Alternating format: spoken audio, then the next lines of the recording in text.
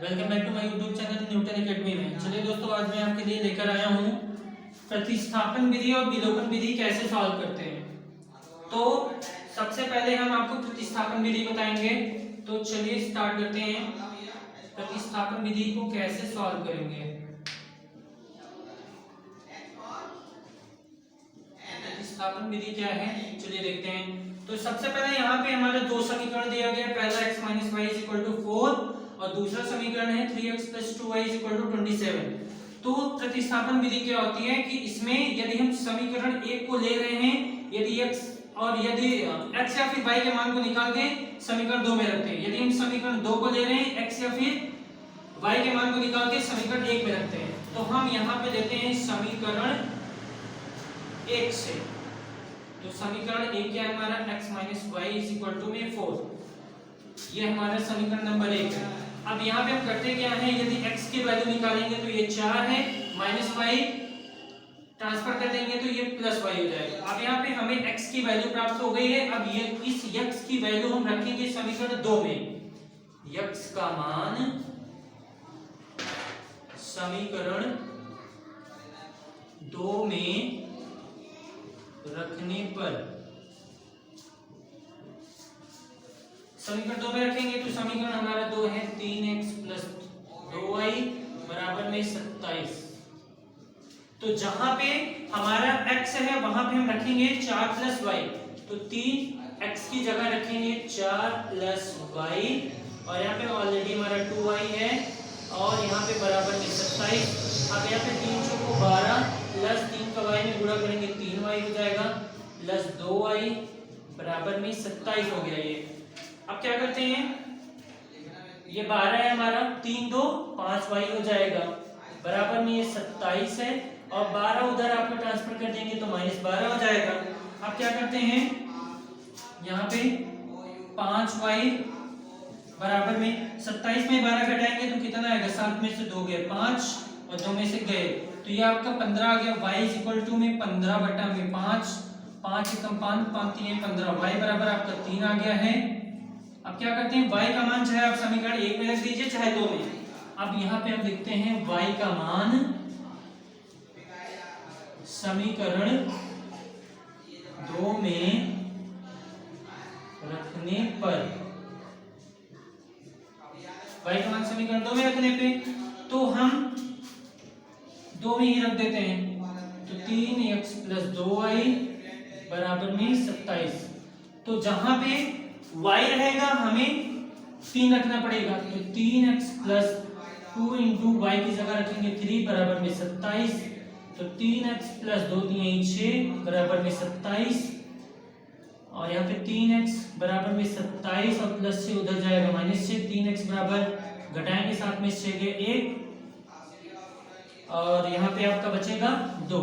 तो x बराबर 21 बटा में 3, 3 सत्ते 21, x बराबर 7। तो ये दोस्तों आपका हो गया y और x की वैल्यू, y की वैल्यू 3 आ गई और x की वैल्यू 7। अब यही क्वेश्चन हम विलोपन विधि से देखेंगे। अब इसको आप नोट कर लीजिए, इसके बाद मैं आपको यही क्वेश्चन विलोपन विधि से बताऊंगा। देखते हैं क्या इसका और इसका आंसर दोनों का सेम आता है। प्रतिस्थापन विधि और विलोपन विधि दोनों का आंसर सेम आता है। चलिए देखते हैं आगे इसके बाद।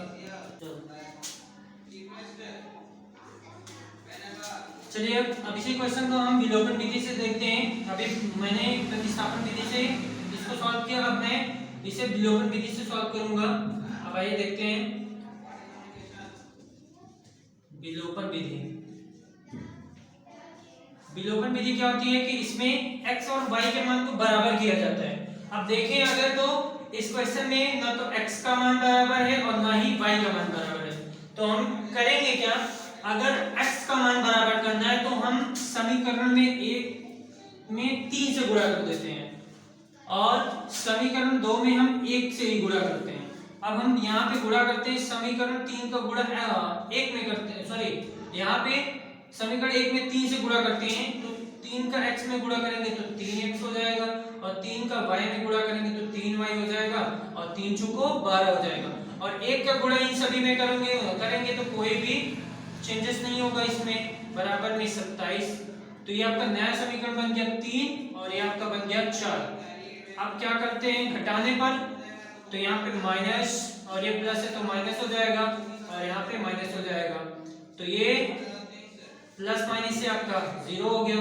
अब यहाँ भी माइनस और यहाँ भी माइनस, तो दोनों जुड़ जाएंगे, आपका हो जाएगा -5y बराबर में। अब इसको घटाते हैं क्योंकि ये प्लस में ये माइनस में ये ज्यादा है, 7 में से 2 गए 5 और 2 में से गए 1, तो यहाँ पे आपका -15 आ गया। अब यहाँ पे माइनस से माइनस कैंसिल कर देते हैं, तो बचेगा क्या आपका 5y बराबर में 15, y बराबर आपका आ जाएगा 15/5, 5 एकम 5, 5 3 15, y का मान आ गया आपका 3। अब क्या करते हैं, y का मान हम रखते हैं समीकरण, अगर फर्स्ट में रखेंगे तो y की जगह अगर 3 रखेंगे तो ये हमारा ये आंसर नहीं आएगा, तो जो हम नया समीकरण बनाए हैं उसमें मान रखते हैं हम y का मान समीकरण 3 में रखने पर, तो 3 में रखेंगे तो 3 हमारा है 3x - 3y बराबर में 12, ये हमारा समीकरण नंबर 3 है। तो जहां पे y है वहां पे हम रखेंगे 3, तो 3x - 3 गुणित y की जगह रखेंगे 3 = में 12, तो 3x - 3 3 में 9 हो जाएगा और यहाँ पे